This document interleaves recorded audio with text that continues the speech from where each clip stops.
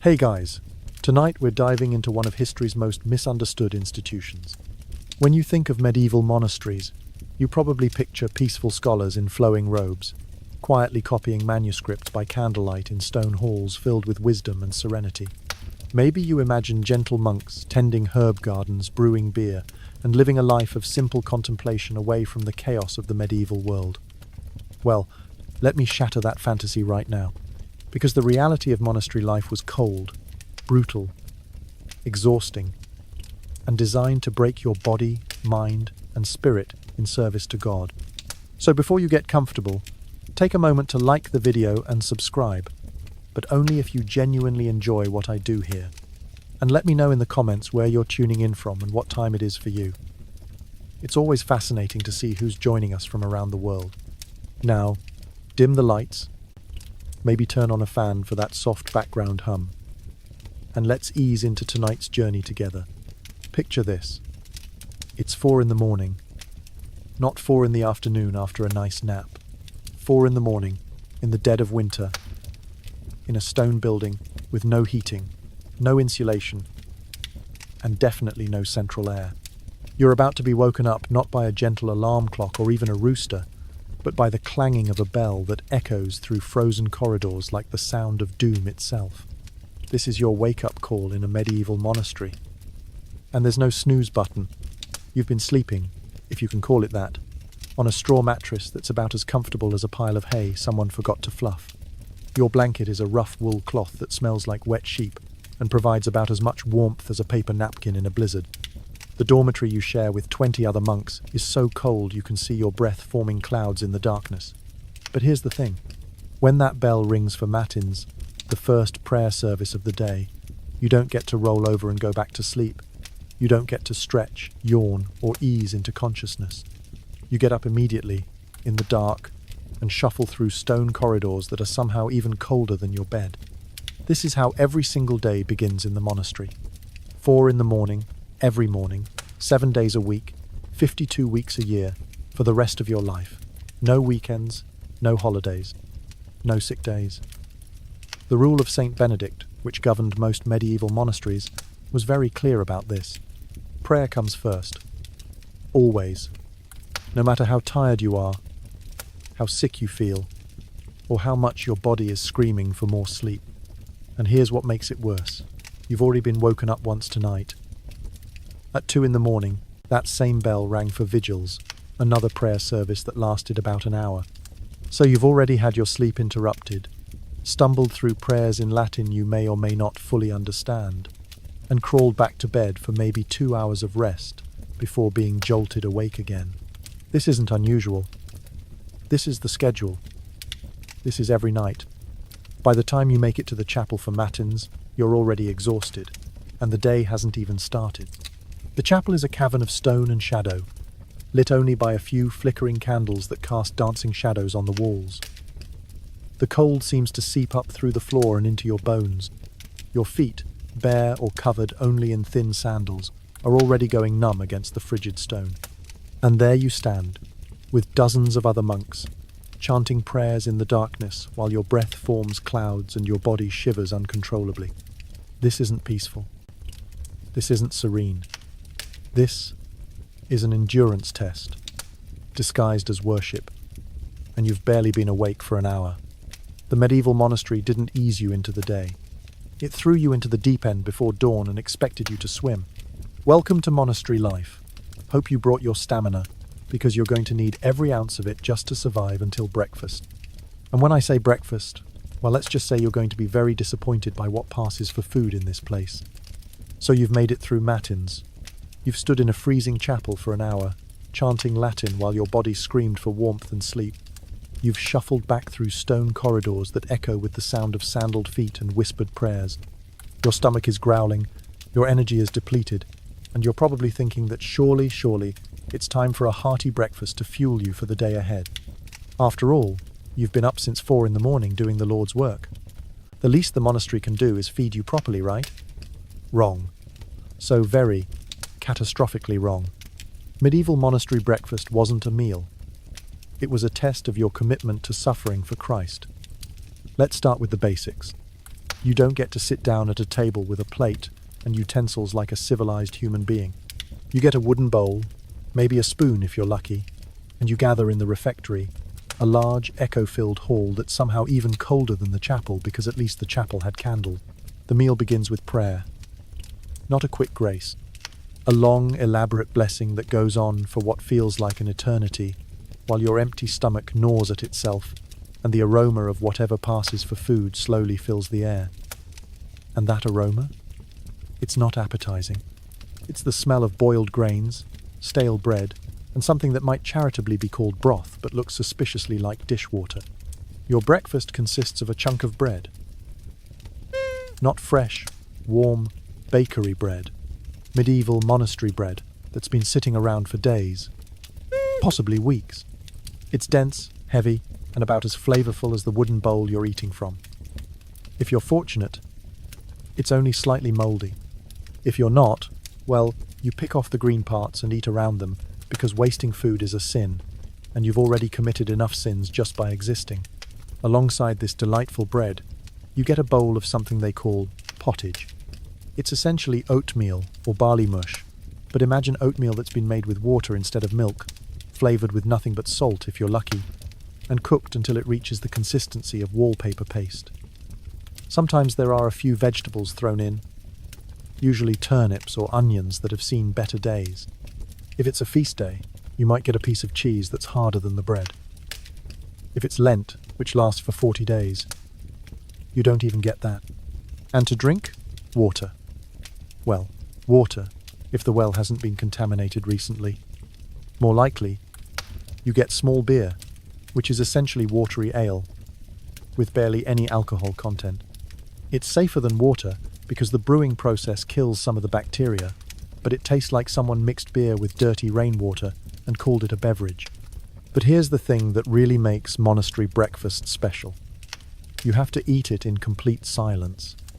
No talking, no conversation, no casual chit-chat about how terrible the food is. You sit in that cold, echoing hall, forcing down stale bread and wallpaper paste porridge while one of the monks reads aloud from scripture. Usually something about suffering, sacrifice, and the virtues of denying yourself earthly pleasures. The irony, of course, is that there are no earthly pleasures to deny. The food is already doing that job quite effectively. And portion sizes? Forget about it. You get enough to keep you from dying, but not enough to feel satisfied. The monastery operates on the principle that hunger keeps you focused on spiritual matters rather than worldly concerns. So you finish your meager breakfast, still hungry, still tired, and now faced with the prospect of a full day of manual labor, fueled by nothing but stale bread and determination. Oh, and if you have any food allergies or dietary restrictions, too bad. The monastery doesn't accommodate personal preferences. You eat what you're given, when you're given it, and you're grateful for it. Because the alternative is starvation, and starvation doesn't help anyone copy manuscripts or tend to the gardens. This is how you start every day in the monastery. Hungry, tired, cold, and already looking forward to the next meal, which won't be much better and won't come for many hours. But don't worry, because once breakfast is over, it's time for the real fun to begin. Time to work. You've choked down your breakfast of stale bread and cement-textured porridge. You've sat in silence while someone read about the virtues of suffering. Your stomach is still rumbling, your energy is running on fumes, and you're probably wondering if this is what spiritual enlightenment feels like. Spoiler alert. It gets worse. Because now it's time for the heart of monastery life. Work. Backbreaking. Soul-crushing. Never-ending work that makes modern manual labor look like a spa day. The rule of Saint Benedict was very clear about this. Idleness is the enemy of the soul. So every monk had to work. Not optional work, not light duties, not the kind of work you could half-heartedly phone in while daydreaming about your weekend plans. Real work. Physical labor that would break your body and test your commitment to the monastic life on a daily basis. If you're assigned to the fields, congratulations. You've just signed up for medieval farming, without any of the modern conveniences that make agriculture remotely tolerable. No tractors, no mechanical plows, no irrigation systems. Just you, a wooden hoe that's probably older than your grandfather, and several acres of stubborn soil that needs to be tilled, planted, weeded, and harvested by hand. You'll spend hours bent over in the fields, your back screaming in pain as you hack at weeds with tools that are barely more sophisticated than sharpened sticks. The sun beats down on you in summer, turning the monastery grounds into an oven. In winter, you're working in conditions that would make a polar bear shiver. Your hands so numb from cold you can barely grip your tools. And the soil? Medieval soil wasn't the rich, fertilized earth you see in modern farms. This was hard-packed dirt mixed with rocks, roots, and whatever the local wildlife had left behind. Every row you planted was a battle against nature, and nature was winning most of the time. But maybe you think you've caught a break. Maybe you've been assigned to the scriptorium, the room where monks copied manuscripts. Surely that's easier than farming, right? Just sitting at a desk, writing with a quill pen, preserving knowledge for future generations. How hard could it be? Let me paint you a picture. You're sitting on a hard wooden stool with no back support, hunched over a slanted writing desk for 8 to 10 hours a day. Your only light comes from candles, or whatever sunlight manages to filter through the narrow windows. The room is either freezing cold in winter or stifling hot in summer, because medieval buildings weren't designed for comfort. You're holding a quill pen made from a goose feather, and you have to keep sharpening it with a knife because it wears down constantly. Your ink is made from crushed insects, tree bark, or iron filings mixed with water, and it has a tendency to clot, splatter, or fade at the worst possible moments. You're writing on parchment made from animal skin that costs more than most people's annual income. One mistake, one slip of the hand, one sneeze at the wrong moment, and you've just ruined hours of work and wasted materials that the monastery can barely afford. And it's not like you're copying your favorite novel or writing personal letters. You're copying religious texts, often in Latin, letter by perfect letter, word by word, page after page. The same psalms, the same gospels, the same theological treatises you've copied dozens of times before. Your hand cramps after the first hour. Your eyes strain from squinting at tiny text in poor light. Your neck aches from craning forward to see the page. Your shoulders burn from maintaining the same position hour after hour. One small mistake, and you might have to scrape off the ink with a knife and start the entire page over. If the mistake is too big to fix, you've just wasted an entire piece of parchment, which means the abbot will want to have a very serious conversation with you about stewardship and responsibility. And by conversation, I mean you'll be doing penance for weeks. But let's say you avoid the fields and the scriptorium. Maybe you're assigned to the kitchen. Surely cooking can't be that difficult, especially when the food is as simple as what you had for breakfast. Wrong again. Medieval cooking wasn't just about preparing food. It was about preparing large quantities of barely edible sustenance for dozens of monks using primitive equipment and ingredients that would make a modern health inspector faint. You're working with a massive fireplace that fills the room with smoke, making your eyes water and your lungs burn. You're stirring enormous pots of pottage with wooden spoons the size of boat oars. You're kneading bread dough by hand, pounds and pounds of it, until your arms feel like they're going to fall off. You're hauling water from the well, carrying heavy buckets across the monastery grounds multiple times a day, because everything requires water and there's no plumbing. And the ingredients? Nothing is fresh. Nothing is refrigerated. You're working with grains that might have weevils, vegetables that are on the verge of rotting, and herbs that have been dried so long they've lost any flavor they might have once had. Your job is to turn these questionable ingredients into something that won't poison the entire monastery, and you have to do it day after day, meal after meal, without any modern conveniences. Or maybe you're assigned to tend the animals. The monastery probably has chickens, pigs, goats, and maybe a cow or two. These animals are essential for survival, providing eggs, milk, meat, and materials like leather and wool. But medieval animal husbandry wasn't the romantic pastoral life you see in movies. It was dirty, smelly, dangerous work that never ended. You're mucking out stalls filled with animal waste that's accumulated for days. You're hauling feed, chopping wood for winter shelter, and trying to keep the animals healthy without veterinary medicine. When a pig gets sick, you don't call a vet. You pray and hope for the best. When the chickens stop laying eggs, you figure out what's wrong through trial and error. When it's time to slaughter an animal for food, you do it yourself with hand tools, and you use every part of the animal because nothing can be wasted. And all of this work happens in addition to the regular prayer schedule. Remember those prayer services that wake you up at 2 and 4 in the morning? They continue throughout the day. Lauds at sunrise, prime at 6, terci at 9, sext at noon, none at 3, vespers at sunset, and compline before bed. Every few hours, no matter what you're doing, you have to stop work, go to the chapel, and spend at least an hour in prayer. So you're constantly interrupting your work to pray, then rushing back to finish your tasks before the next prayer service. It's like trying to build a house while being forced to stop every few hours to recite poetry. Nothing ever gets completed efficiently. Everything takes longer than it should, and you're always behind schedule. By the end of your first day, your hands are raw and blistered. Your back aches from bending over in the fields or hunching over a writing desk. Your arms burn from kneading bread or stirring massive pots. Your feet are sore from standing on stone floors and walking back and forth across the monastery grounds. Your eyes are strained from squinting in poor light. And you still have evening prayers to get through before you can collapse onto your straw mattress for a few hours of rest before the cycle starts all over again. This isn't a job.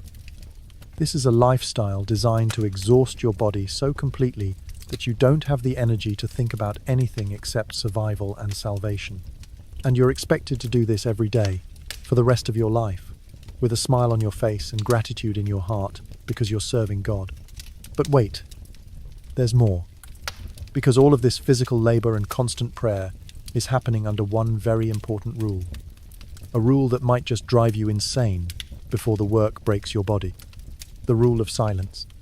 You're exhausted, you're hungry, your entire body aches, and you're probably starting to question every life choice that led you to this cold stone prison disguised as a holy sanctuary. But here's where things get really interesting. Because on top of everything else, you're not allowed to talk. That's right. In most medieval monasteries, silence wasn't just encouraged, it was mandatory. And violating the rule of silence could earn you punishments that would make the back-breaking labor seem like a vacation. The Great Silence, as it was called, typically began after Compline, the final prayer service of the day, and lasted until after morning prayers. But in many monasteries, silence was observed during meals, during work, and sometimes for days or even weeks at a time. Imagine going through all that physical and spiritual suffering without being able to say a single word to another human being. You can't complain about the food, even though it tastes like cardboard soaked in dishwater. You can't joke with your fellow monks to lighten the mood, even though everyone is clearly miserable. You can't ask for help when you're struggling with a task, even though you have no idea what you're doing, and you're probably making things worse. You can't even grunt in pain when you lift something heavy or accidentally hit your thumb with a hammer. And it's not like modern silence where you can still text someone or communicate through gestures. Medieval monasteries took silence seriously. No talking, no whispering, no making faces, no elaborate sign language. Some monasteries did develop basic hand signals for essential communication, but these were limited to absolute necessities. You could signal that you needed water or that something was on fire, but you couldn't have a conversation about how much your back hurt or how terrible the porridge tasted this morning. The psychological impact of this forced silence is something most modern people couldn't handle.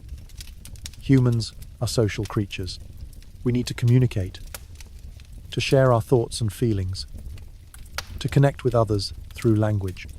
Take that away, and you're essentially in solitary confinement, except you're sharing space with dozens of other people who are also trapped in their own bubbles of enforced quiet. You start to hear things. The sound of your own breathing becomes deafening.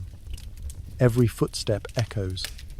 The scratching of quill pens in the scriptorium sounds like fingernails on a chalkboard. The clanging of the prayer bells becomes a form of audio torture. Your own thoughts, with no outlet for expression, begin to spiral and loop and drive you slowly mad. And here's the really cruel part. The silence rule applied to everyone except the abbot and a few senior monks who were allowed to speak when necessary for monastery business.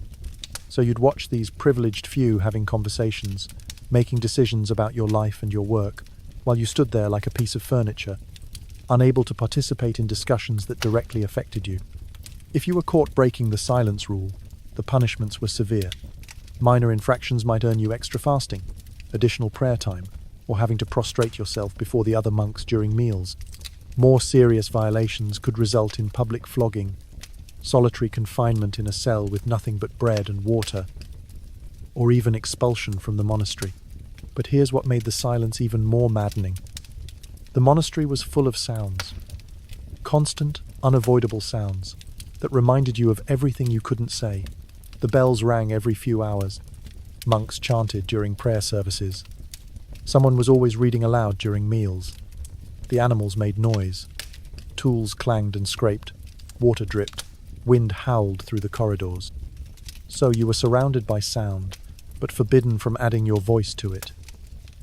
It was like being at a party where everyone else could talk except you. You could hear conversations happening in other parts of the monastery, the murmur of voices discussing monastery business or giving instructions to novices, but you couldn't participate. And the things you desperately wanted to say just built up inside you. When the bread was mouldy, you wanted to complain. When your back was killing you from hours of field work, you wanted to groan. When you made a mistake copying a manuscript and had to start over, you wanted to curse. When you saw another monk getting favorable treatment, you wanted to point out the unfairness. But all of those words, all of those thoughts, had nowhere to go except round and round in your head. Some monks adapted to the silence by developing rich inner spiritual lives, using the quiet time for prayer and meditation. But many others found the isolation psychologically devastating.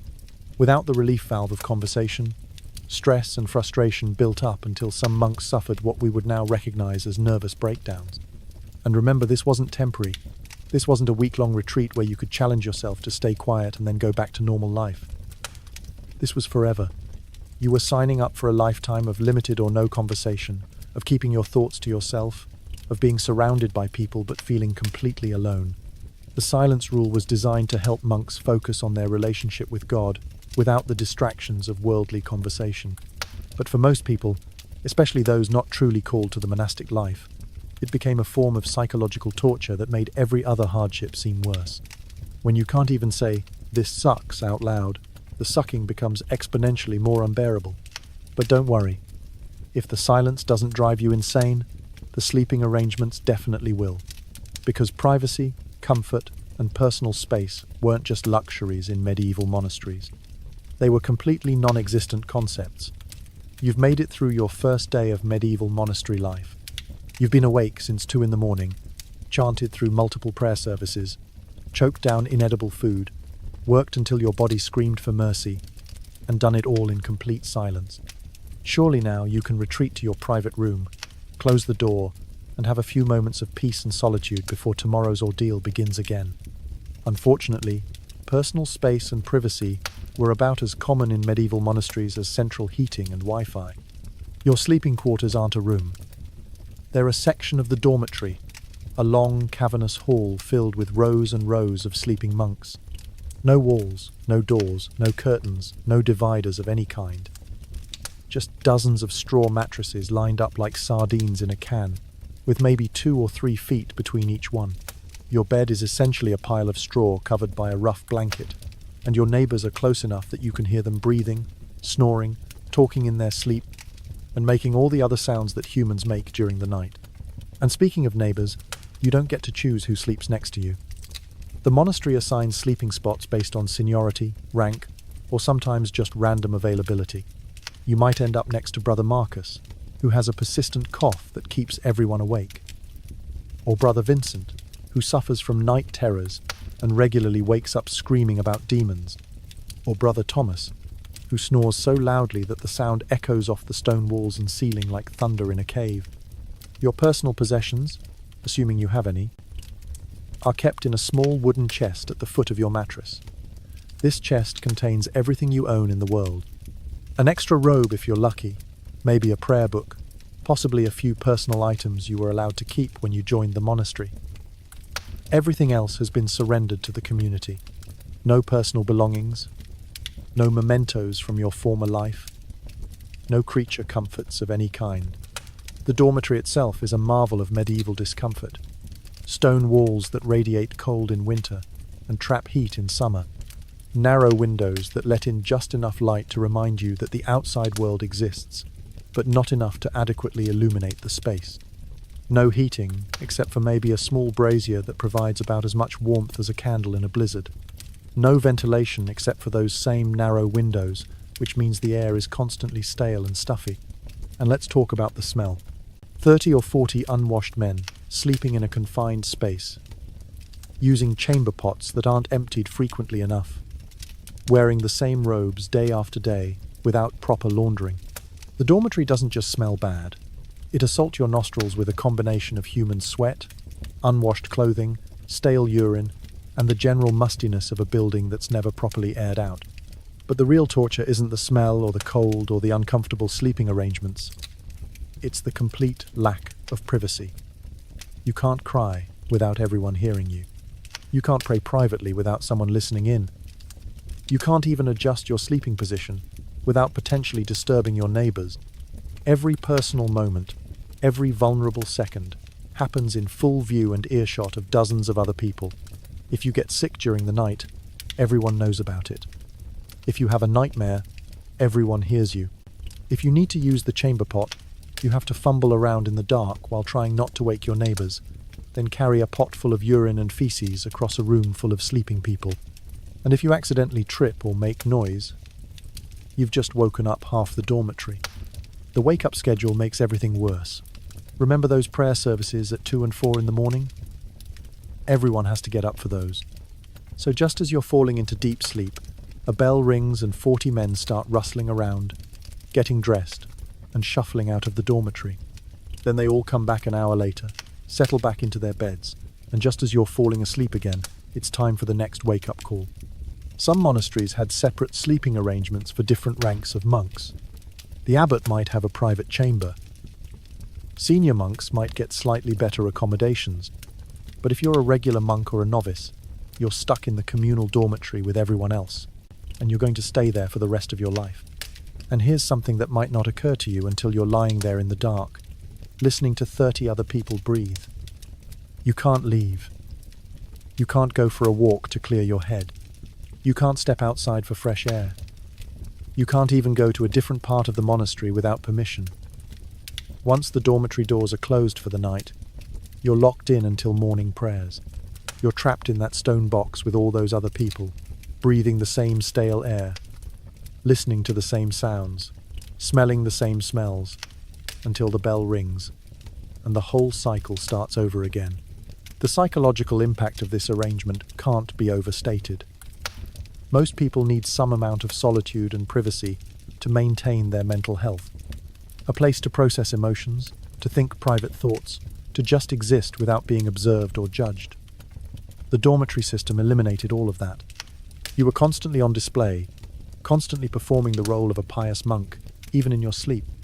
And if you were someone who valued personal space, who needed quiet time to recharge, who struggled with social anxiety or simply preferred solitude, too bad. The monastic life was specifically designed to strip away individual preferences and personal comfort in favor of communal living and shared suffering. Your need for privacy was seen as selfish and worldly, something to be overcome rather than accommodated. But let's say you somehow managed to fall asleep despite the cold, the smell, the noise, and the complete lack of privacy. Don't get too comfortable, because medieval monasteries had very creative ways of making sure that comfort never lasted long. And if you thought the sleeping arrangements were bad, wait until you see what happened when you broke the rules. You're lying there on your straw mattress, trying to ignore the monk next to you who's grinding his teeth loud enough to wake the dead, when suddenly you hear something that makes your blood run cold. Footsteps, slow, deliberate footsteps echoing through the corridors. Not the hurried shuffle of monks heading to prayer, but the measured pace of someone with authority making rounds. Someone checking to make sure everyone is following the rules. Someone looking for infractions to punish. Because here's what nobody tells you about medieval monastery life. It wasn't just hard. It was a totalitarian system designed to control every aspect of your existence.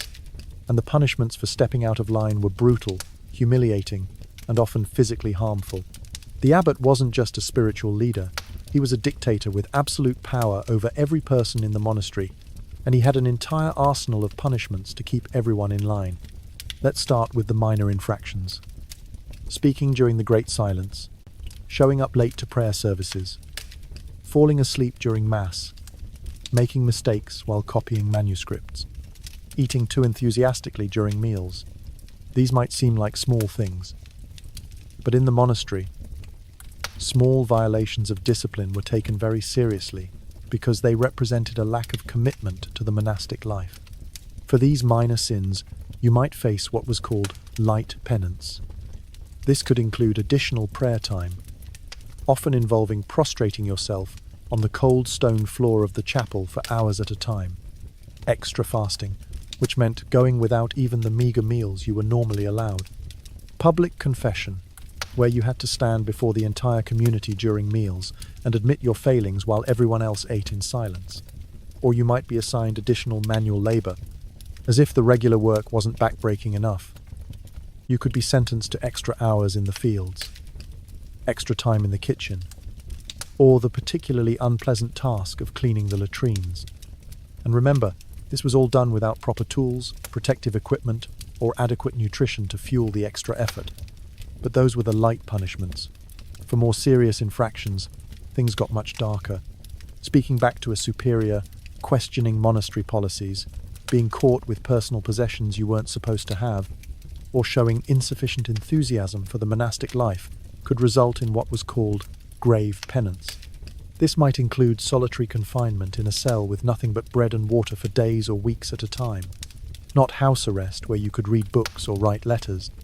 Complete isolation in a tiny stone room with no light, no comfort, no human contact, except for whoever brought your daily ration of stale bread and contaminated water.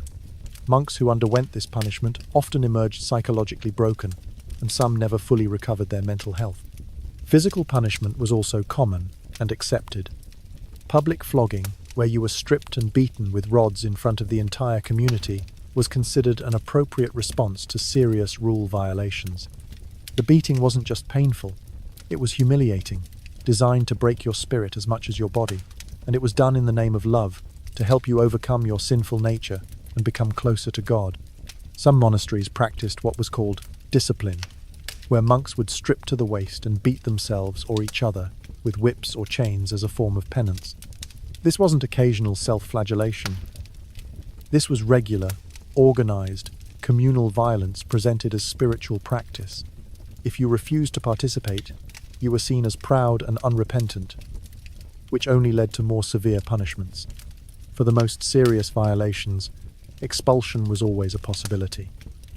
But here's the thing about expulsion from a medieval monastery. It wasn't just losing your job. You were being cast out into a world where you had no money, no possessions, no family connections if you had severed them to join the monastery, and often no skills that translated to secular life. Expelled monks often became beggars, criminals, or simply died of starvation or exposure. But perhaps the most psychologically damaging aspect of the punishment system was its arbitrariness. The abbot had complete discretion over what constituted a violation and what punishment was appropriate. What might be overlooked one day could result in severe punishment the next, depending on the abbot's mood, political pressures within the monastery, or simply his personal feelings about individual monks. This created an atmosphere of constant anxiety and fear. You never knew when something you said or did might be interpreted as a violation. You couldn't relax, couldn't let your guard down, couldn't trust that following the rules would actually protect you from punishment. Some abbots were fair and measured in their discipline. Others were petty tyrants who used their power to settle personal grudges or demonstrate their authority. And here's what made it all worse. The punishment system was presented as being for your own good. You weren't being abused. You were being corrected. You weren't being brutalized. You were being helped to overcome your sinful nature. The monastery had convinced itself and tried to convince you that suffering was spiritual medicine, that pain was a gift from God, that humiliation was a pathway to holiness. So when you were being beaten with rods for speaking out of turn, you were supposed to be grateful. When you were locked in solitary confinement for questioning a superior's decision, you were supposed to see it as an opportunity for spiritual growth. When you were forced to prostrate yourself on stone floors until your knees bled, you were supposed to thank God for the chance to share in Christ's suffering. This wasn't just physical and psychological abuse. It was a system designed to break down your sense of self, your ability to think independently, your connection to your own desires and needs. The monastery wanted to strip away everything that made you an individual person and replace it with absolute obedience to the community and its leaders. And if you somehow managed to avoid punishment, to keep your head down and follow every rule perfectly, you got to watch it happen to others. You got to see your fellow monks being humiliated, beaten, and broken. You got to know that at any moment, you could be next. The punishment system wasn't just about correcting individual behavior, it was about creating a culture of fear that kept everyone in line. But let's say you managed to avoid the worst of the punishments. Let's say you keep your mouth shut, follow the rules, and don't give the abbot any reason to single you out for special attention. Surely then you can at least count on basic medical care if you get sick or injured, right? After all, monasteries were supposed to be centers of learning and healing. Unfortunately, medieval medical care in monasteries was about as effective as treating a broken leg with prayer and wishful thinking. You're working in the fields on a particularly cold morning when you feel a sharp pain in your chest. Your breathing becomes labored, your vision starts to blur, and you collapse onto the frozen ground. You might be having a heart attack, or suffering from pneumonia, or experiencing any number of serious medical emergencies that require immediate professional care. In a modern world, someone would call an ambulance, you'd be rushed to a hospital, and trained medical professionals would work to save your life using centuries of accumulated medical knowledge and sophisticated equipment. In a medieval monastery, Brother Francis would carry you to the infirmary, lay you on a straw mattress, and begin treatment based on medical theories that were not only wrong but often actively harmful. Medieval medical care was a fascinating combination of genuine herbal remedies that sometimes worked, religious superstition that never worked, and procedures that were more likely to kill you than cure you. The foundation of medieval medicine was the theory of the four humours: blood, phlegm, yellow bile, and black bile. According to this theory, illness was caused by an imbalance of these humours in your body, and treatment involved restoring the proper balance through various means. If you had a fever, you clearly had too much blood, so the solution was bloodletting. If you were depressed, you had too much black bile, so you needed to be purged with laxatives and emetics. Bloodletting was the go-to treatment for almost everything: headaches, chest pain, stomach problems, broken bones, infections, mental illness, you name it. The theory was that removing excess blood would restore the proper balance of humours and cure whatever was wrong with you. In practice, bloodletting weakened patients who were already sick, made them more susceptible to infection, and often hastened their death. The tools used for bloodletting were primitive and unsanitary. Knives, razors, and specially designed instruments called phlemes were used to make cuts in veins, often without any attempt at sterilization. Leeches were also popular, applied to various parts of the body to suck out the supposedly harmful excess blood. If you were lucky, the leeches were fresh. If you were unlucky, they had been used on other patients and were carrying whatever diseases those previous patients had. But bloodletting was just the beginning. Medieval monasteries also practiced purging, which involved forcing patients to vomit or defecate in order to expel the excess humours causing their illness. This was accomplished through various herbal preparations that were often toxic in their own right. Patients were given mixtures containing mercury, antimony, and other poisonous substances that caused violent retching and diarrhea. For respiratory problems, patients might be subjected to sweating therapy, where they were wrapped in heavy blankets and placed near fires to induce excessive perspiration. For broken bones, the limbs might be pulled and stretched in ways that often made the injury worse. For mental illness, patients could be chained, beaten, or subjected to exorcism because psychological problems were often attributed to demonic possession. Pain relief was virtually non-existent. There were some herbal preparations that had mild analgesic properties, like willow bark, which contains compounds similar to aspirin, but these were rare and not well understood. Most patients were simply expected to endure pain as part of their treatment, and screaming was often seen as a sign that the treatment was working. Surgical procedures, when they were attempted at all, were performed without anesthesia, antiseptics, or proper understanding of anatomy. Monks performing surgery relied on texts that were centuries old and often based on animal dissection rather than human bodies. Operations were crude, painful, and had extremely high mortality rates. But perhaps the most dangerous aspect of medieval medical care was the complete lack of understanding about infection and disease transmission. Medical instruments were rarely cleaned between patients. Wounds were often packed with materials like animal dung or moldy bread, which were thought to have healing properties but actually introduced dangerous bacteria. Patients with different conditions were housed together in the infirmary, allowing diseases to spread rapidly through the sick population. And then there was the spiritual component of medical care. Many monasteries believed that illness was a sign of sin or spiritual weakness, so medical treatment was often combined with confession, penance, and prayer. Patients were expected to examine their consciences for sins that might have caused their illness, and treatment might be withheld if they were deemed insufficiently penitent. Some medical care was based entirely on prayer and religious ritual. Holy relics were placed on or near patients, believing that the spiritual power of saints could cure illness. Holy water was consumed or applied to wounds. Patients were encouraged to pray for healing, while accepting that God's will might be for them to suffer or die as a test of faith.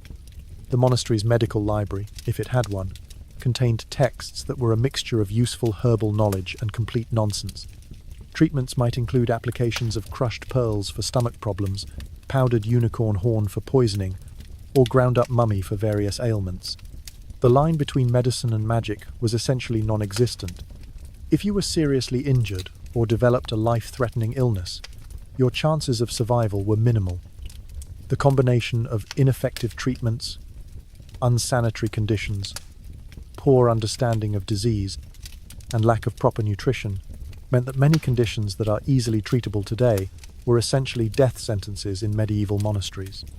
And if you did survive a serious illness or injury, you often emerged permanently disabled or disfigured. Broken bones that weren't set properly left people crippled for life. Infections that weren't properly treated resulted in amputations or chronic pain. Diseases that damaged organs left people weak and unable to perform the physical labor that was expected of all monks. But here's the really cruel part. If you became too sick or disabled to work, you were often seen as a burden on the community. While monasteries were supposed to care for the sick, the reality was that resources were limited and able-bodied monks were needed to keep the institution functioning. Seriously ill monks might receive basic care, but they were also made to feel guilty for not contributing to the community's work. So when you felt that chest pain and collapsed in the field, your treatment would likely involve bloodletting to reduce the excess blood causing your symptoms, purging to eliminate toxic humors, prayer to address any spiritual causes of your illness, and bed rest in an infirmary that was probably colder and less comfortable than the dormitory you came from. If you survived the treatment, you might recover enough to return to work, though probably weakened and more susceptible to future illness. If you didn't survive, well, that was God's will, and the other monks would pray for your soul while quickly moving your belongings out of the dormitory to make room for the next unfortunate soul seeking salvation through suffering. But let's say you're one of the lucky ones. Let's say you managed to avoid serious illness and injury through your time in the monastery. Surely you can at least count on basic hygiene and cleanliness to keep you healthy and comfortable, right? Unfortunately, medieval concepts of personal hygiene were about as advanced as their medical knowledge, which is to say, they were almost completely non-existent. When was the last time you went a week without showering? How about a month? In medieval monasteries, monks might go months or even years without a proper bath. And this wasn't considered unusual or unhealthy. It was considered normal, and in some cases, even spiritually beneficial. The medieval church had a complicated relationship with bathing. On one hand, cleanliness was sometimes associated with spiritual purity. On the other hand, bathing was often seen as a form of self-indulgence. a focus on bodily comfort that distracted from spiritual concerns. Many religious texts warned against the dangers of bathing, particularly warm baths, which were thought to be sexually stimulating and therefore sinful. Some monasteries allowed monks to bathe a few times a year, usually on major religious holidays like Easter and Christmas. But even these baths were often communal affairs, with multiple monks sharing the same water in large wooden tubs. By the time the last monk got in, the water was essentially a soup of human filth, sweat, and dead skin cells. Most of the time, monks were expected to make do with basic washing of hands and face using cold water from basins or streams. Full body washing was rare, and when it did occur, it was often done quickly and efficiently without any focus on comfort or thoroughness. The result was exactly what you'd expect. Monks were constantly dirty, smelly, and infested with parasites. Body lice were so common that they were accepted as a normal part of life. Fleas, bedbugs, and other insects lived in clothing, bedding, and even hair, causing constant itching and discomfort. Skin diseases were rampant, ranging from minor rashes to serious infections that could spread throughout the community. Hair care was equally neglected. Most monks had their heads partially shaved in a style called a tonsure, which was supposed to symbolize their dedication to religious life. The remaining hair was often unwashed for long periods, becoming matted, greasy, and infested with lice. Some monks developed fungal infections of the scalp that caused hair loss, itching, and painful sores. Dental hygiene was virtually unknown. Monks cleaned their teeth, if at all, by rubbing them with rough cloth or chewing on twigs. Toothbrushes didn't exist, toothpaste was unheard of, and dental problems were extremely common. Many monks lost most of their teeth by middle age, making eating difficult and painful. The state of monastic clothing made hygiene problems even worse. Monks typically owned only 1 or 2 robes, which they wore constantly without regular washing. These robes absorbed sweat, food stains, dirt, and odors, becoming increasingly filthy over time. When clothes were washed, it was done infrequently and with harsh soaps that were more likely to damage the fabric than effectively clean it. Undergarments, when they existed at all, were even more problematic. Most monks went without underwear, and those who did have underclothes rarely washed them. The result was clothing that was not only dirty and smelly, but also a breeding ground for bacteria and parasites. The monastery's communal living arrangements made hygiene problems exponentially worse. When 30 or 40 unwashed men lived in close quarters, sharing sleeping spaces, eating areas, and work areas, diseases and parasites spread rapidly through the community. An outbreak of lice in one part of the dormitory would quickly infest everyone. A skin infection could spread from monk to monk through shared tools, bedding, or simply close contact. Latrines and waste disposal were primitive and unsanitary. Most monasteries had communal latrines that were basically holes in the ground or stone seats over pits. These facilities were rarely cleaned properly and often became sources of disease and terrible odors that permeated the entire monastery. Personal hygiene items that we take for granted simply didn't exist. No deodorant, no antiperspirant, no perfume or cologne. Monks might use herbs or flowers to mask body odors, but these were temporary solutions at best. The smell of unwashed bodies, dirty clothes, and poor sanitation was simply an accepted part of monastic life. Even basic grooming was neglected. Fingernails grew long and dirty, harboring bacteria and filth. Beards, when they were allowed, became matted and unkempt. Monks often developed rashes, sores, and infections from the constant irritation of dirty clothing against unwashed skin. The lack of hygiene wasn't just uncomfortable, it was genuinely dangerous. Poor sanitation led to the spread of diseases like dysentery, typhoid, and various skin infections. Parasites weakened monks' health and made them more susceptible to other illnesses. The combination of poor hygiene, inadequate nutrition, and harsh living conditions created a perfect environment for disease and suffering. And here's the worst part. This level of filth and discomfort was often presented as spiritually beneficial. Monks were taught that physical discomfort, including the discomfort of being dirty and smelly, was a way of mortifying the flesh and focusing on spiritual rather than worldly concerns. Being clean and comfortable was seen as a form of vanity and self-indulgence. So you would spend your days in the monastery not only working hard, eating poorly, and sleeping badly, but also living in a state of constant physical discomfort from poor hygiene. Your skin would itch constantly from parasites and infections. Your clothes would smell terrible and feel uncomfortable against your unwashed body. Your teeth would ache, your scalp would be irritated, and you would be surrounded by other people in the same condition. This wasn't just medieval life. This was medieval life deliberately made worse in the name of spiritual discipline. The monastery took normal medieval hygiene, which was already pretty terrible, and made it even more extreme in order to break down monks' attachment to physical comfort and worldly concerns. But let's say you somehow adapt to the poor hygiene, the terrible food, the back-breaking work, and the brutal discipline. Let's say you find a way to cope with the silence, the lack of privacy, and the constant surveillance. Surely then you can at least take comfort in the fact that you're part of a holy community where everyone is equal before God and treats each other with Christian love and compassion, right? Unfortunately, medieval monasteries were just as full of politics, favoritism, corruption, and social hierarchy as any other human institution, except with the added twist that all of this behavior was supposed to be spiritually motivated.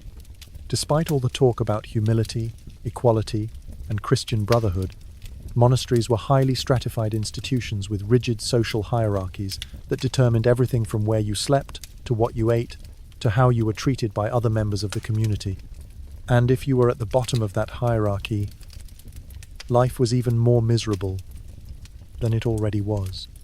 At the top of the monastic food chain was the abbot, who held absolute authority over every aspect of monastery life. The abbot wasn't just a spiritual leader. He was essentially a feudal lord, with complete power over his subjects. He could make decisions about your daily routine, your work assignments, your punishments, and even whether you stayed in the monastery or were expelled. Some abbots were wise, fair, and genuinely spiritual leaders. Others were petty tyrants who used their position to settle personal grudges and accumulate wealth and power. Below the abbot were the prior and other senior administrators who helped run the monastery's daily operations. These positions were typically filled by monks who had been in the community for many years and had proven their loyalty and administrative ability. They lived better than ordinary monks, often having private or semi-private quarters, better food, and more comfortable working conditions. Then came the various specialists: the cellarer who managed food and supplies, the sacrist who cared for religious objects, and the chapel, the infirmarian who provided medical care, and the librarian who oversaw manuscripts and books. These monks had important responsibilities and were generally treated with more respect and given more privileges than ordinary monks. At the bottom of the hierarchy were the regular monks and novices, who did most of the physical labor and had the least comfortable living conditions. Within this group, there were further distinctions based on length of service, family background, education level, and personal relationships with superiors. Your position in this hierarchy determined almost everything about your daily life. Higher-ranking monks got better sleeping spots in the dormitory, closer to sources of heat and farther from the latrines. They were served food first during meals and often received larger portions or better quality ingredients. They were less likely to be assigned the most back-breaking physical labor and more likely to be given intellectual or administrative tasks. Lower-ranking monks got the worst of everything. They slept in the coldest, dampest parts of the dormitory. They ate last and got whatever food was left over, which was often the least appetizing portions. They were assigned the most difficult and unpleasant work, from mucking out animal stalls to copying the most tedious religious texts for hours on end. The hierarchy also determined how you were treated in social interactions. Senior monks could speak to junior monks with impunity, giving orders, criticism, and correction without fear of contradiction. Junior monks were expected to accept this treatment with humility and gratitude, seeing it as part of their spiritual training. Favoritism was rampant, despite official teachings about equality and humility. Monks, who came from wealthy or noble families, often received better treatment than those from poor backgrounds. Educated monks who could read and write were given more comfortable assignments than illiterate peasants. Monks who were skilled at flattery and political maneuvering found ways to advance within the hierarchy. while those who were honest but socially awkward remained at the bottom. Corruption was also common, though it was usually disguised as spiritual practice. Wealthy families could make donations to the monastery in exchange for better treatment of their sons who had joined the community. Abbots might show favoritism to monks who came from families with political connections. Resources that were supposed to be shared equally among the community often ended up being hoarded by those in positions of authority. The system of advancement within the monastery was often based more on politics than spiritual merit. Monks who wanted to move up in the hierarchy had to carefully navigate relationships with superiors, avoid making enemies, and position themselves for advancement opportunities. This created an atmosphere of competition and mistrust that was completely at odds with the supposed ideals of monastic life.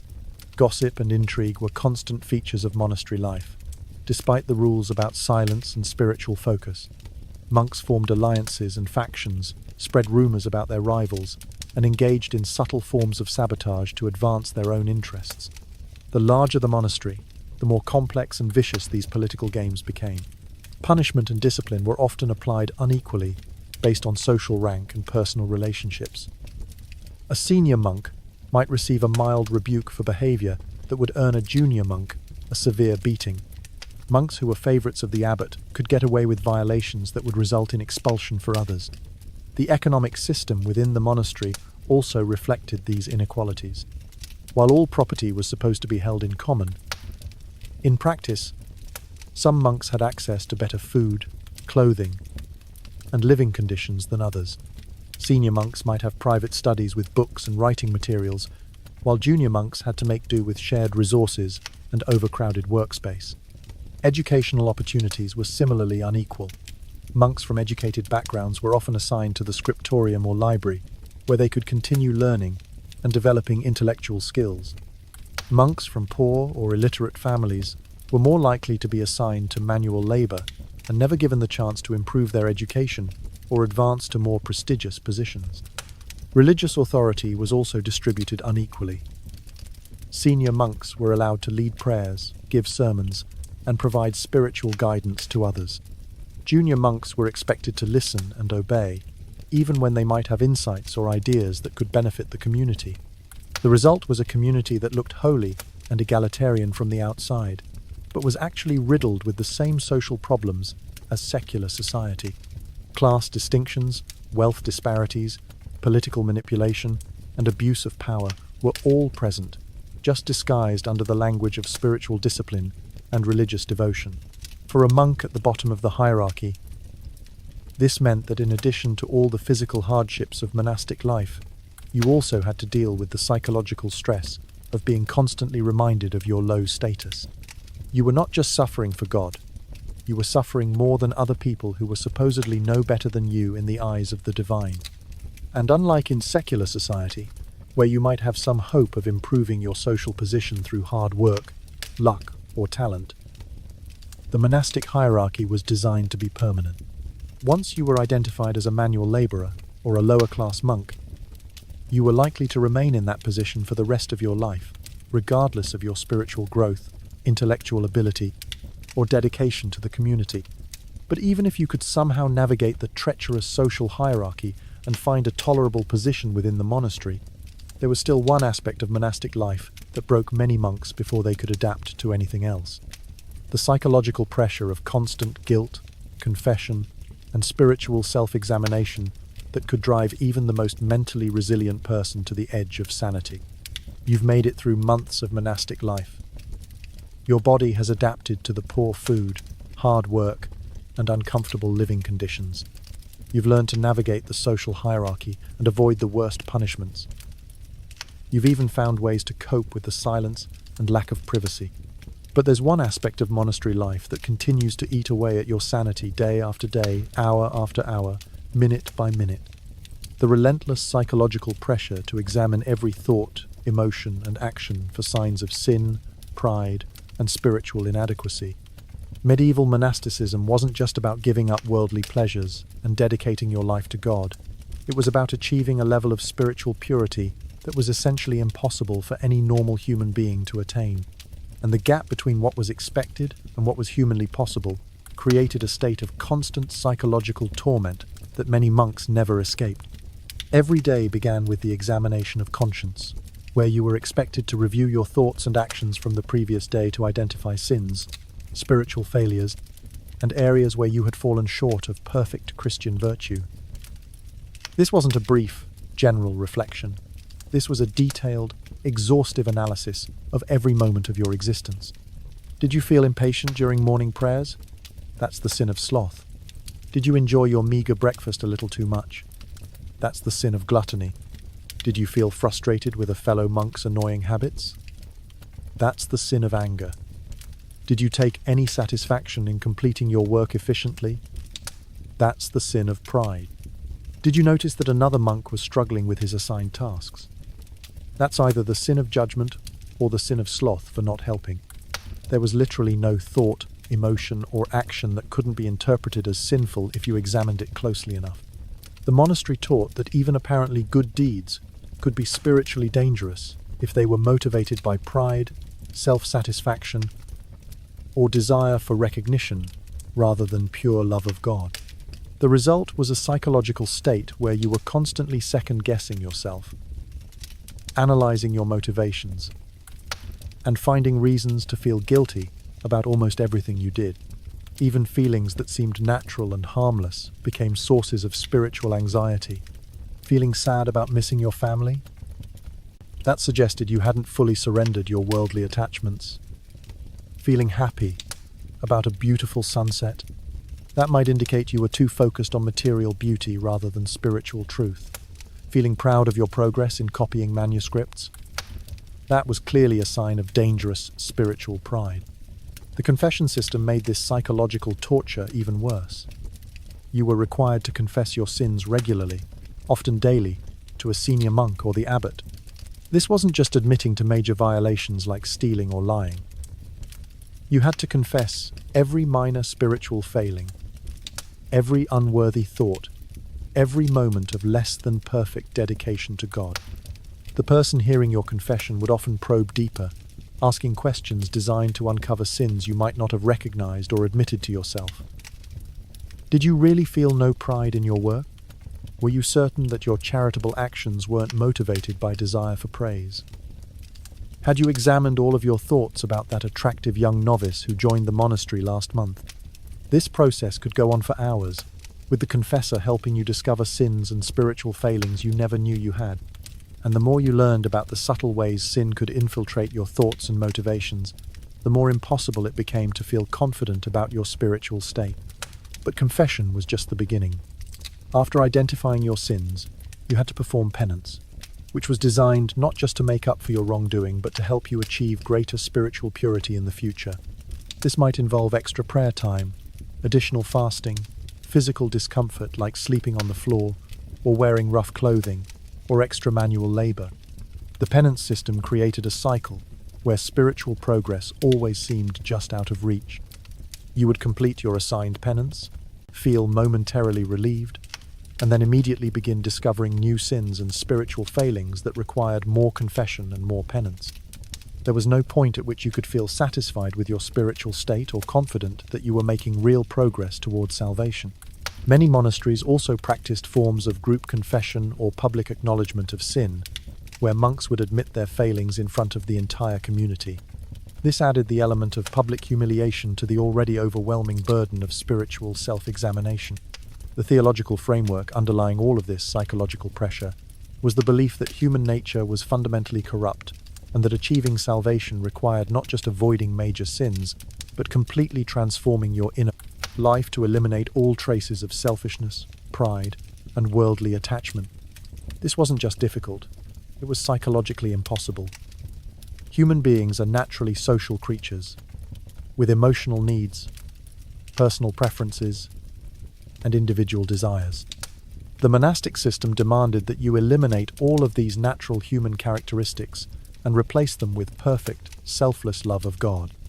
The gap between what was demanded and what was humanly possible created a state of chronic spiritual anxiety that manifested in various psychological symptoms.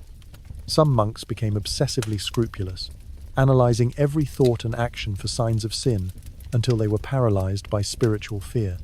Others became depressed and hopeless, convinced that they were fundamentally incapable of achieving the spiritual purity required for salvation. Some monks experienced what we would now recognize as anxiety disorders, developing physical symptoms like trembling, insomnia, and digestive problems from the constant stress of spiritual self-examination. Others had nervous breakdowns, becoming unable to function normally within the monastic system. The monastery's response to these psychological problems was usually to intensify the spiritual pressure rather than reduce it. A monk who was struggling with scrupulosity might be assigned more frequent confession and more detailed examination of conscience. A monk who was becoming depressed might be given additional penance to help him overcome his spiritual pride and attachment to worldly comfort. Mental illness was often interpreted as a sign of spiritual failing or demonic influence, rather than a medical condition requiring treatment. Monks who developed serious psychological problems might be subjected to exorcism, additional fasting, or increased isolation rather than receiving help for their mental health. The combination of constant spiritual pressure, physical hardship, social isolation, and lack of understanding about mental health created conditions that would be recognized today as psychologically abusive. Many people who entered monasteries with genuine spiritual devotion found themselves broken by a system that demanded perfection while providing no realistic path to achieving it. And even if you managed to maintain some degree of psychological stability, the constant focus on sin and spiritual inadequacy created a worldview where life was essentially meaningless, except as a test of spiritual endurance. There was no emphasis on joy, creativity, personal growth, or human connection. Everything was subordinated to the goal of spiritual purity, which was defined in such narrow terms that it excluded most of what makes life worth living. For many monks, this psychological pressure was more unbearable than all the physical hardships combined. You could adapt to poor food, uncomfortable sleeping conditions, and back-breaking work. But the constant assault on your self-worth, your natural human emotions, and your psychological well-being was something that many people never learned to tolerate. The irony was that this system, which was supposed to bring people closer to God and help them achieve spiritual enlightenment, often had the opposite effect. Instead of creating holy and wise individuals, it frequently produced broken, anxious, and emotionally damaged people who had learned to suppress their humanity rather than transcend it. But let's say you're one of the few people who somehow manages to survive all of this. Let's say you adapt to the physical hardships, navigate the social hierarchy, and find ways to cope with the psychological pressure. Surely after all that suffering and spiritual discipline, you can at least look forward to being treated with basic human dignity when you get sick, right? Unfortunately, illness in a medieval monastery often brought out the worst aspects of the entire system, combining medical ignorance with spiritual cruelty in ways that turned treatable conditions into death sentences. Picture this. You wake up one morning feeling feverish and weak. Your throat is sore, your body aches, and you're having trouble breathing. In the modern world, you take some over-the-counter medication, maybe see a doctor if symptoms persisted, and expect to recover within a few days. In a medieval monastery, you've just entered a nightmare where your illness will be treated as a spiritual test, a punishment for sin, or an opportunity for the community to demonstrate their faith. First, let's talk about the monastery's understanding of illness itself. Disease wasn't seen primarily as a biological phenomenon caused by bacteria, viruses, or other natural factors. It was understood as a spiritual condition that reflected the state of your soul, your relationship with God, and the level of sin in your life. If you got sick, the first question wasn't, what pathogen caused this illness? It was, what sin brought this punishment upon you? The monastery would expect you to examine your conscience to identify the spiritual failings that had made you vulnerable to disease. Had you been prideful? Had you failed to show proper gratitude for God's blessings? Had you harbored resentment against your fellow monks? This spiritual interpretation of illness meant that medical treatment was always combined with penance and confession. You weren't just a patient who needed healing. You were a sinner who needed correction. The monastery might withhold food, water, or comfort until you had properly confessed your sins and demonstrated appropriate spiritual humility. The actual medical care you received would be a dangerous combination of folk remedies, religious ritual, and procedures that were more likely to harm than help. Remember those 4 humours we talked about earlier? Your fever would be interpreted as an excess of hot, moist humours that needed to be balanced through bloodletting, purging, and other treatments designed to restore your bodily equilibrium. Bloodletting for a fever meant that at your weakest moment, when your body was already fighting infection, someone would deliberately weaken you further by draining blood from your veins. This procedure was performed with unsanitized instruments in unsanitary conditions by people who had no understanding of infection, control, or human physiology. If bloodletting didn't work, you might be subjected to purging, which involved forcing you to vomit and defecate until you were severely dehydrated and malnourished. The theory was that this would expel the toxic humours causing your illness. The reality was that it would leave you in an even weaker state and more vulnerable to complications. For respiratory problems like the sore throat and difficulty breathing in our example, you might be subjected to cupping, where heated cups were placed on your skin to create suction and draw out the evil humours. This procedure left painful burns and bruises on your body while doing nothing to address the underlying infection. Other common treatments included applying poultices made from animal dung, mouldy bread, or crushed insects to various parts of your body. These substances were believed to have healing properties, but they actually introduced dangerous bacteria into your system and increased the risk of secondary infections. Pain relief was essentially non-existent. There were a few herbal preparations that had mild analgesic effects, but these were rare and not well understood. Most patients were simply expected to endure pain as part of their treatment and spiritual discipline. Screaming in pain was often interpreted as a sign that the treatment was working and the evil humours were being expelled from your body. The monastery's isolation from the outside world meant that you had no access to whatever limited medical knowledge existed in the broader medieval world. Even if there were physicians in nearby towns who had slightly better understanding of disease and treatment, you were trapped within the monastery's system of medical care and spiritual interpretation. If your condition was serious enough to confine you to the infirmary, you'd find yourself in a cold, drafty room with minimal furnishings and inadequate bedding. The infirmary was often located in the dampest, coldest part of the monastery complex, based on the theory that fresh air was important for healing, even though fresh air in medieval terms meant air that was cold, humid, and filled with whatever diseases were circulating in the community. You'd be sharing space with other sick monks, allowing diseases to spread rapidly through the patient population. Different conditions were rarely isolated from each other. So a monk with a respiratory infection might be housed next to someone with a skin disease, someone recovering from an injury, and someone with a gastrointestinal problem. The nursing care you received would be provided by monks who had no medical training and limited understanding of patient care. They might be well-intentioned, but their primary qualifications were religious devotion and availability rather than medical knowledge or nursing skills. Food for sick monks was often even worse than the normal monastery diet. The theory was that fasting and dietary restriction would help purify your system and speed healing. You might be given nothing but bread and water for days or weeks, even though proper nutrition was essential for recovery. If your illness was prolonged or particularly severe, you might find yourself subjected to spiritual as well as medical intervention. Priests might perform exorcism rituals if your condition was attributed to demonic influence. You might be required to confess your sins repeatedly as the community searched for spiritual causes of your continued illness.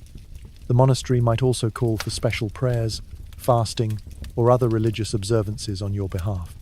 While this might sound supportive, it also created additional pressure for you to recover quickly so that the community could return to normal activities. If you didn't improve despite all the prayers and religious interventions, it might be interpreted as a sign of particularly serious sin or spiritual resistance on your part. Recovery from serious illness was often incomplete due to the combination of ineffective treatment, poor nutrition, and unsanitary conditions. Many monks who survived serious illnesses emerged permanently weakened, disabled, or disfigured. This created additional challenges in a community where physical labor was essential and weakness was often interpreted as spiritual failing. And if you were unfortunate enough to die from your illness, even your death would be interpreted through the lens of the monastery's spiritual framework. A peaceful death might be seen as a sign that you had achieved spiritual acceptance and were ready to meet God. A difficult death with pain and struggle might be interpreted as evidence of spiritual resistance or unconfessed sin. Your fellow monks would be expected to learn spiritual lessons from your illness and death. Your suffering would be presented as an example of the temporary nature of earthly life and the importance of spiritual preparation for the afterlife. Rather than questioning the medical care or living conditions that contributed to your death, the community would focus on the spiritual meaning of your experience. The combination of medical ignorance, spiritual interpretation of illness, and harsh living conditions meant that many diseases that were survivable, even by medieval standards, became death sentences in monastic settings. The very isolation and spiritual discipline that were supposed to protect monks from worldly corruption also cut them off from medical knowledge and resources that might have saved their lives. This medical nightmare was just one more layer of suffering in an institution that seemed designed to test the limits of human endurance in every possible way. And for those who managed to survive serious illness, the experience often left them more broken and dependent on the community than before, ensuring that they would never be able to leave even if they wanted to. But let's say you're incredibly tough, both physically and mentally. Let's say you somehow adapt to all of this suffering and find ways to cope with the impossible demands of monastic life. Surely there must be some compensating factor, some aspect of monastery life that makes all the hardship worthwhile. Perhaps the intellectual stimulation of working with books and manuscripts, the satisfaction of preserving knowledge for future generations, the pride of creating beautiful, illuminated texts that will inspire people for centuries to come. Unfortunately, even the supposedly intellectual work of the monastery was designed to break your spirit and test your endurance rather than stimulate your mind or creativity. The scriptorium, the room where monks copied manuscripts, has been romanticized in popular culture as a peaceful place of learning and artistic creation. Images of monks carefully illuminating beautiful books by candlelight, surrounded by wisdom and beauty, creating lasting works of art and scholarship. The reality was quite different. The scriptorium was another form of medieval torture chamber, where monks suffered through hours of eye-straining, hand-cramping, mind-numbing work under conditions that would violate every modern standard for workplace safety and mental health. Let's start with the physical environment. The scriptorium was typically a large, cold room with narrow windows that provided barely adequate light for the detailed work of copying manuscripts. In winter, the room was so cold that monks' hands would become numb, making it difficult to hold a pen steady or control the flow of ink. In summer, the room was stifling hot, and monks would sweat over their work, constantly worried about perspiration dripping onto expensive parchment. The lighting was always inadequate. On cloudy days or during winter months when daylight was limited, monks worked by candlelight or oil lamps that provided flickering, unsteady illumination. This poor lighting caused severe eye strain, headaches, and gradual deterioration of vision. Many monks who worked in the scriptorium for years became partially or completely blind from the constant strain of trying to see tiny details in inadequate light. The furniture was designed for durability rather than comfort. Monks sat on hard wooden stools with no back support, hunched over slanted desks for 8 to 10 hours at a time. There were no ergonomic considerations, no adjustable seating, no effort to prevent repetitive stress injuries. After years of this work, many scribes developed permanent spinal deformities, chronic back pain, and joint problems that left them partially disabled. The tools of the trade were primitive and unreliable. Quill pens made from goose feathers had to be constantly resharpened with knives, and they wore down quickly with use. The ink was made from various organic materials that had a tendency to clot, fade, or change color unpredictably. Sometimes the ink would be too thick and blob on the parchment. Sometimes it would be too thin and run together, blurring the letters. The writing surface itself was both precious and problematic. Parchment made from animal skins was expensive and difficult to work with. It had natural variations in texture and thickness that made consistent writing challenging. It could tear easily if you pressed too hard with the pen, and any mistake meant either scraping off the ink with a knife and trying to write over the damaged surface, or throwing away a piece of material that cost more than most people's annual income. But the real torture wasn't the physical discomfort or the inadequate tools. It was the work itself. You weren't copying exciting literature, personal letters, or even varied religious texts. You were copying the same psalms, gospels, and theological treatises over and over again, word by word, letter by letter, with no variation, no creativity, and no intellectual engagement. Imagine copying the same biblical passage for the 15th time, knowing that you'll probably copy it another dozen times before the year is over. Every word has to be perfect. Every letter has to be formed exactly according to the prescribed style. There's no room for personal interpretation, artistic flourishes, or creative expression. You're essentially a human printing press, mechanically reproducing text without any thought or engagement. The psychological impact of this repetitive work was devastating.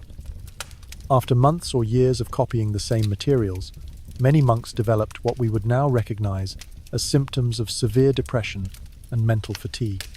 The work was so monotonous that it induced a kind of stupor, where scribes would sit for hours, mechanically forming letters without any conscious awareness of what they were writing.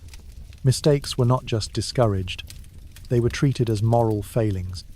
If you made an error while copying, it wasn't seen as a natural human mistake, but as evidence of insufficient attention, spiritual pride, or lack of dedication to God's work.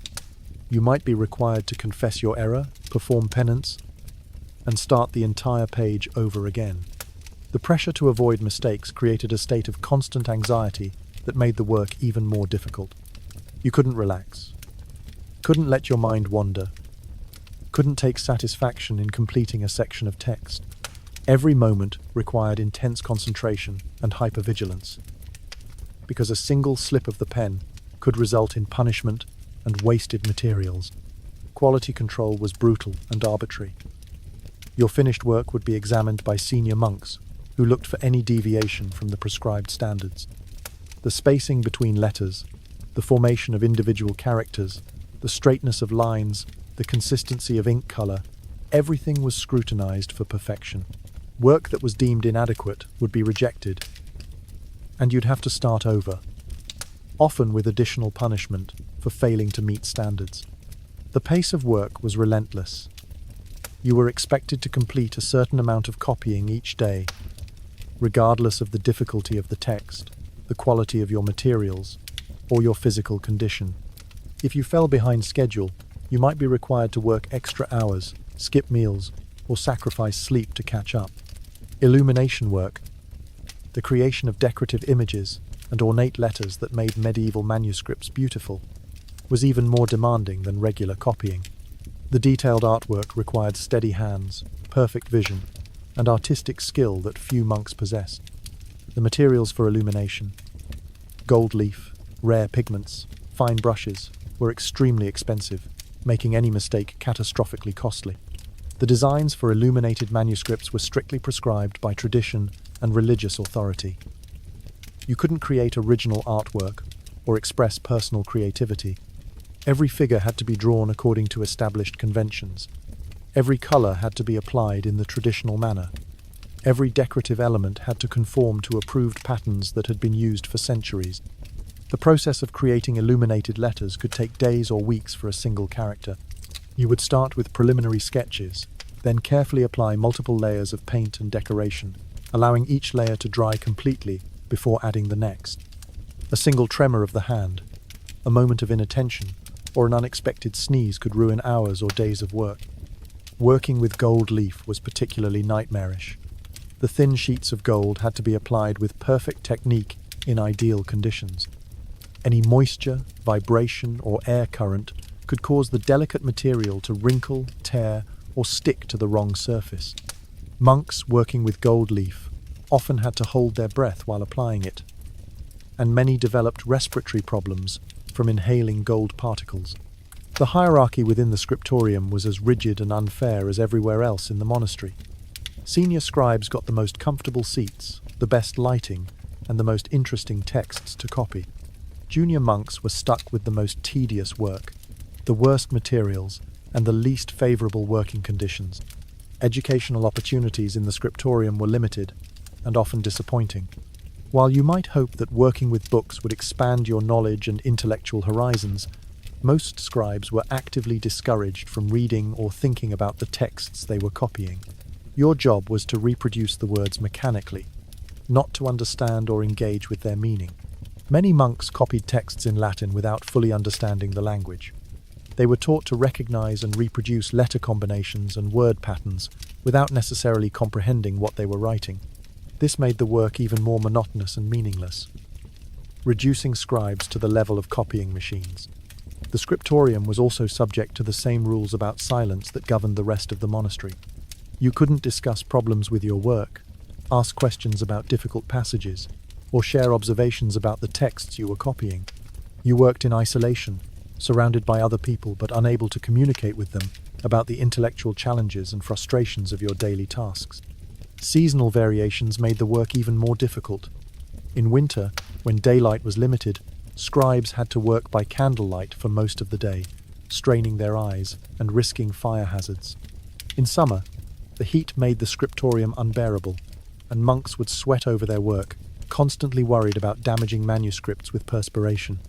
The preservation requirements for manuscripts added another layer of stress to the work.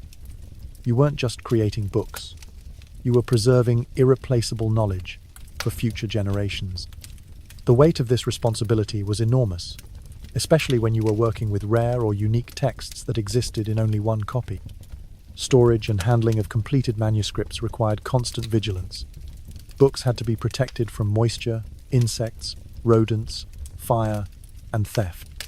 Scribes were responsible for maintaining the collection, as well as creating new works, adding library management to their already overwhelming workload. The economic pressure surrounding manuscript production was intense. Books were among the most valuable possessions of any monastery, representing enormous investments of time, materials, and skilled labor. The loss or damage of a single manuscript could be financially devastating for the community.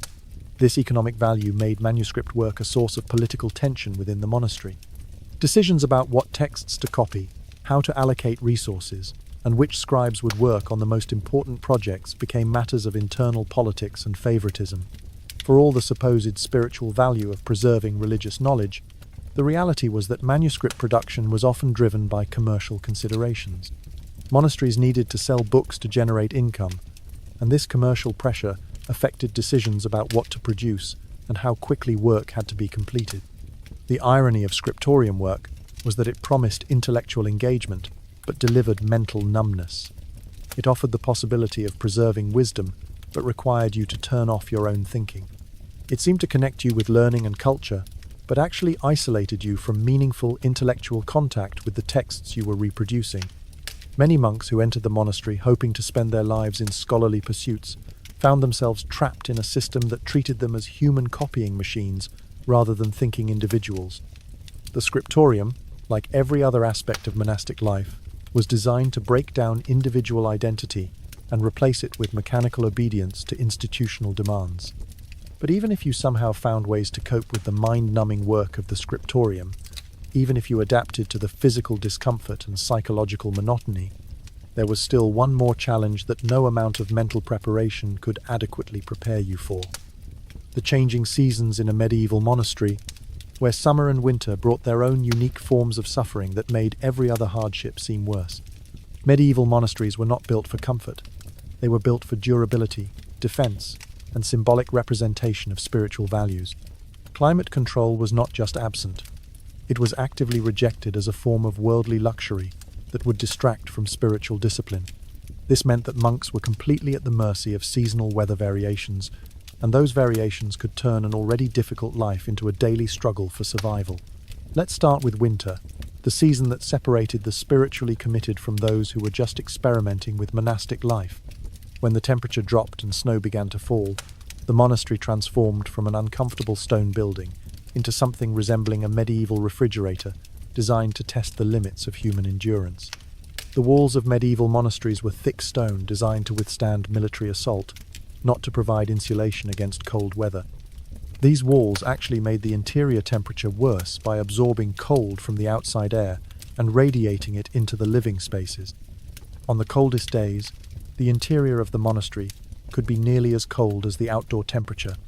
Heating was minimal and inefficient. Most monasteries had a few fireplaces in common areas, but these provided warmth only to those sitting directly in front of them.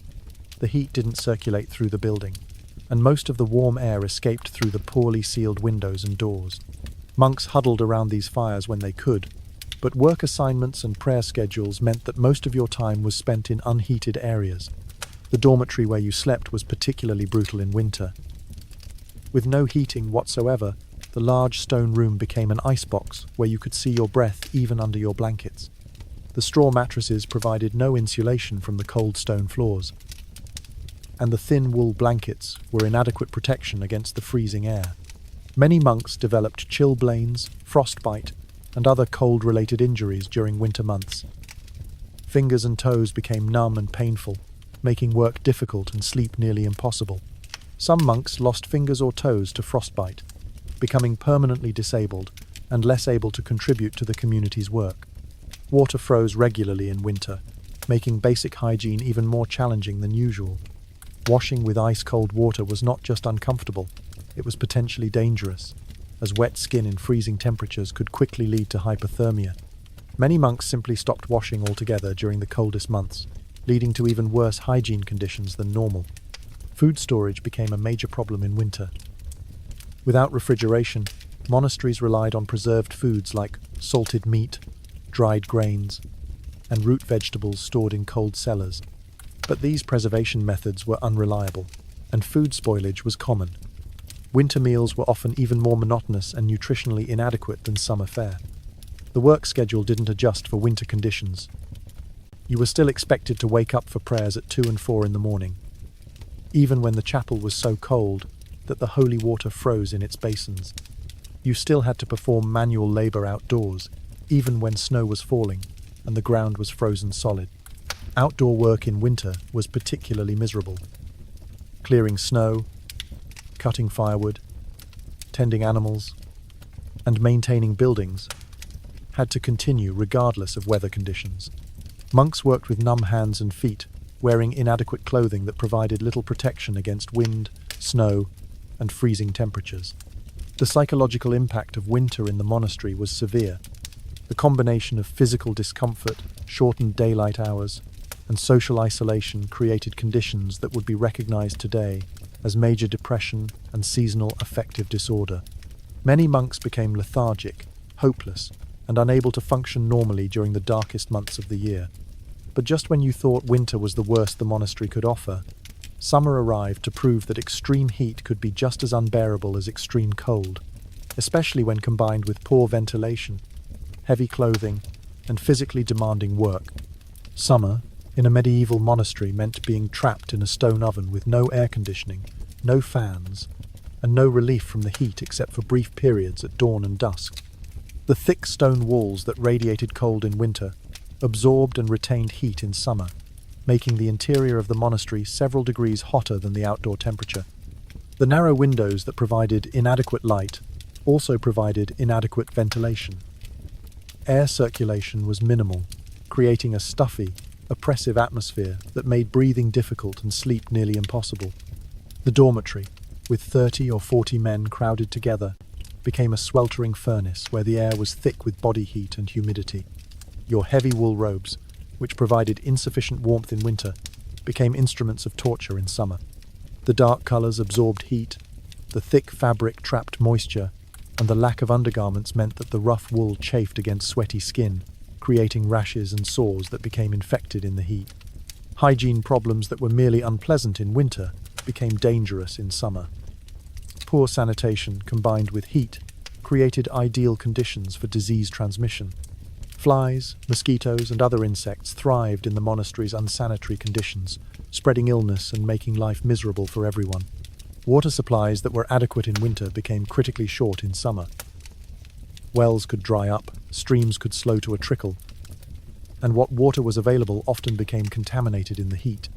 Monks faced the choice between drinking potentially dangerous water or becoming dangerously dehydrated.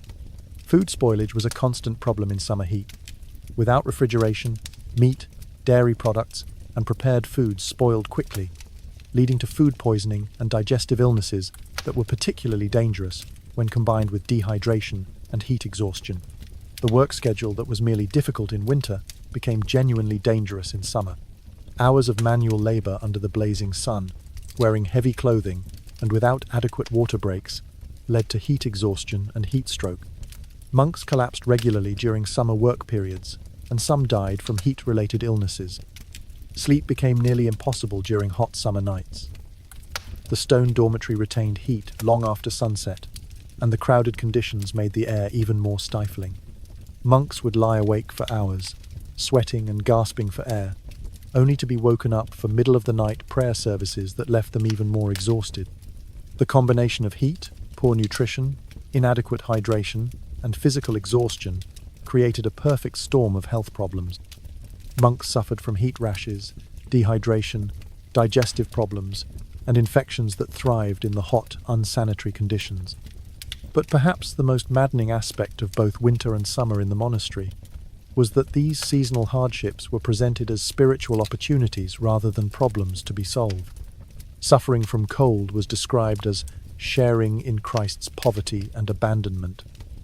Suffering from heat was presented as purification through fire. The monastery's leadership actively discouraged any attempts to improve living conditions or adapt to seasonal changes. Seeking comfort was seen as spiritual weakness, and monks who complained about extreme temperatures were subjected to additional discipline and penance. This meant that you couldn't even acknowledge how miserable you were, much less take steps to improve your situation. You had to pretend that freezing in winter and roasting in summer were privileges that brought you closer to God, even as your body deteriorated and your mental health suffered. The seasonal cycle created a year-round pattern of suffering where there was never a time when living conditions were genuinely comfortable or healthy. Just as you adapted to winter's cold, summer's heat would arrive to create new forms of misery. Just as you developed strategies for coping with summer heat, winter would return to freeze you into submission once again.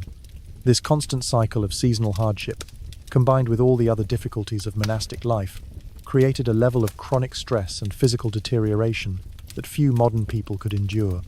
The seasons, which should have been natural rhythms that added variety and beauty to life, became weapons in the monastery's war against human comfort and individual well-being. And through it all, you were expected to maintain perfect spiritual composure, complete dedication to your work, and grateful acceptance of your circumstances. Because in the medieval monastery, suffering wasn't a problem to be solved. It was the whole point. So here you are. You've survived everything I've described. The brutal wake-up schedule that gives you maybe 3 hours of uninterrupted sleep per night. The starvation diet of moldy bread and watery gruel that leaves you constantly hungry and malnourished. The back-breaking manual labor that destroys your body piece by piece. The enforced silence that drives you slowly insane. The complete lack of privacy that makes every moment a performance. The harsh punishments for minor infractions that could leave you broken and humiliated. You've endured the primitive medical care that's more likely to kill than cure you. The appalling hygiene conditions that leave you constantly dirty and infested with parasites. The rigid social hierarchy that ensures you'll never be treated with dignity or respect. The relentless psychological pressure to confess sins you didn't know you had committed and feel guilty about being human. You've survived the mind-numbing intellectual work that promises scholarship but delivers only mechanical copying. The seasonal extremes that turn your living space into either a freezer or an oven, depending on the time of year. The constant surveillance and control that eliminates every trace of personal freedom and individual choice. You've made it through all of that, and you're probably thinking that surely, after proving your dedication through years of suffering and sacrifice, after demonstrating your commitment to the monastic life through every possible test of endurance, things must get better. There must be some reward for your perseverance, some progression to a more comfortable or meaningful existence. Here's the truth that would break your spirit if you had any left to break. This is it. This is the life. There is no graduation from suffering. There is no promotion to comfort. There is no reward for endurance, except more endurance. The life I've described isn't a trial period or a testing phase. It's the rest of your existence, day after day, year after year, until you die. The medieval monastery wasn't designed to be a temporary challenge that would eventually lead to something better. It was designed to be a permanent state of controlled suffering that would supposedly bring you closer to God by stripping away everything that made life worth living. The physical discomfort, the psychological pressure, the social humiliation, the intellectual stagnation. These weren't bugs in the system, they were features. Modern people often romanticize the idea of stepping away from the complexity and stress of contemporary life to embrace something simpler and more spiritual. The medieval monastery seems to offer that possibility, a life focused on higher purposes, free from material concerns, dedicated to wisdom and holiness. But the reality is that monastic life replaced the manageable stresses of ordinary existence with intolerable suffering in every aspect of daily life. Instead of simplicity, you got brutal regimentation. Instead of spiritual growth, you got psychological manipulation. Instead of wisdom, you got mindless repetition. Instead of holiness, you got self-hatred disguised as piety. The monks who survived this system, and even found meaning in it, were either naturally suited to extreme masochism or had undergone such complete psychological transformation that they were no longer recognizable as the people they had been before entering the monastery. They had been broken and rebuilt according to the institution's specifications, turned into human machines designed to serve the monastery's needs rather than their own. And here's perhaps the cruelest irony of all. Even if you somehow adapted to every aspect of this life, even if you found ways to cope with all the suffering and discover some sense of purpose in the midst of the misery, you could never leave. The monastic vows weren't just spiritual commitments. They were permanent legal contracts that bound you to the institution for life. If you tried to leave, you would be hunted down and returned to face punishment that would make everything you had already endured seem mild by comparison. If you somehow managed to escape and stay free, you would be alone in the world with no money, no possessions, no family connections, and no skills that translated to secular life. You would be a broken person trying to rebuild a life in a world you no longer understood. So the medieval monastery trapped you not just physically but psychologically and economically. Once you were inside, the system was designed to ensure that you could never leave, never improve your situation, never find relief from the suffering that defined every moment of your existence. The modern person who thinks they could handle a day in a medieval monastery is almost certainly wrong. Not because they lack spiritual dedication or physical toughness, but because they have been raised with expectations of basic human dignity, personal autonomy, and reasonable living conditions that were completely alien to the monastic system. You expect to have some control over your daily schedule, your work assignments, your social interactions, and your personal environment. You expect to be treated as an individual with rights, preferences, and legitimate needs. You expect that suffering should have a purpose and an endpoint, that hard work should lead to improvement, that dedication should be rewarded with respect and recognition. The medieval monastery was designed to eliminate all of these expectations and replace them with absolute submission to institutional authority. It was a system that treated human beings as raw material to be processed, rather than as individuals to be developed. It measured success not by human flourishing but by human suppression. Would you last a day in a medieval monastery? Probably not. Would you want to? Definitely not. Because the medieval monastery wasn't just a different way of life. It was a systematic assault on everything that makes life worth living, disguised as a pathway to spiritual enlightenment. The monks who created and maintained this system weren't evil people. They genuinely believed that extreme suffering was necessary for spiritual growth, that comfort was spiritually dangerous, and that individual happiness was less important than collective obedience to God. But their good intentions don't change the fact that they created institutions that were fundamentally incompatible with human well-being. So the next time someone talks about the peace and simplicity of monastic life, or suggests that modern people should embrace more traditional forms of spiritual discipline, remember what that actually meant in practice. Remember the cold stone floors, the mouldy bread, the infected wounds treated with prayer, the psychological torture disguised as spiritual guidance.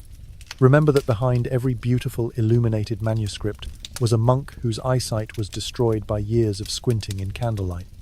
Behind every preserved text was a scribe whose hands were permanently cramped from copying the same words over and over again. Behind every monastery's reputation for holiness was a community of broken people who had learned to mistake suffering for virtue. The medieval monastery represents one of humanity's most sustained experiments in institutional cruelty, made all the more disturbing by the fact that it was voluntary and presented as a privilege. It proved that human beings can be convinced to endure almost anything if they believe their suffering serves a higher purpose. But it also proved that such systems are ultimately unsustainable. Medieval monasticism declined not because people lost faith in God, but because they gradually recognized that spiritual growth didn't require the elimination of human dignity, and that getting closer to the divine didn't necessitate the destruction of everything that made life bearable. Today, when we visit the ruins of medieval monasteries, we see romantic stone arches and peaceful gardens. We imagine scholarly monks preserving wisdom and creating beautiful art in an atmosphere of serene contemplation. We don't see the reality: desperate people trapped in a system designed to break their spirits, suffering in silence, counting the days until death would finally release them from their voluntary prison. The medieval monastery was many things: a center of learning, a preserver of culture, a symbol of faith, a monument to human endurance. But it was also a machine for creating misery on a scale that would be considered criminal if it existed today. And the fact that people chose this life voluntarily, even sought it out eagerly, only makes the whole system more tragic. So no, you wouldn't last a day in a medieval monastery. And you should be grateful that you don't have to try. Because the distance between medieval monastic life and modern existence isn't just a matter of comfort or convenience. It's the difference between treating human beings as individuals worthy of dignity and respect, and treating them as obstacles to spiritual perfection that need to be systematically broken down and rebuilt. The monks who endured this life weren't heroes or saints, though some of them managed to find meaning in their suffering. They were mostly just people who had been convinced that their humanity was something to be overcome rather than celebrated, and who paid a terrible price for that conviction. Their sacrifice preserved knowledge, created art, and maintained institutions that contributed to human civilization. But it also demonstrated the dangers of systems that prioritize abstract ideals over concrete human welfare. The medieval monastery is a reminder that good intentions and spiritual goals are not enough to justify institutions that systematically dehumanize the people they claim to serve. In the end, the question isn't whether you could survive a day in a medieval monastery. The question is whether any human being should have to.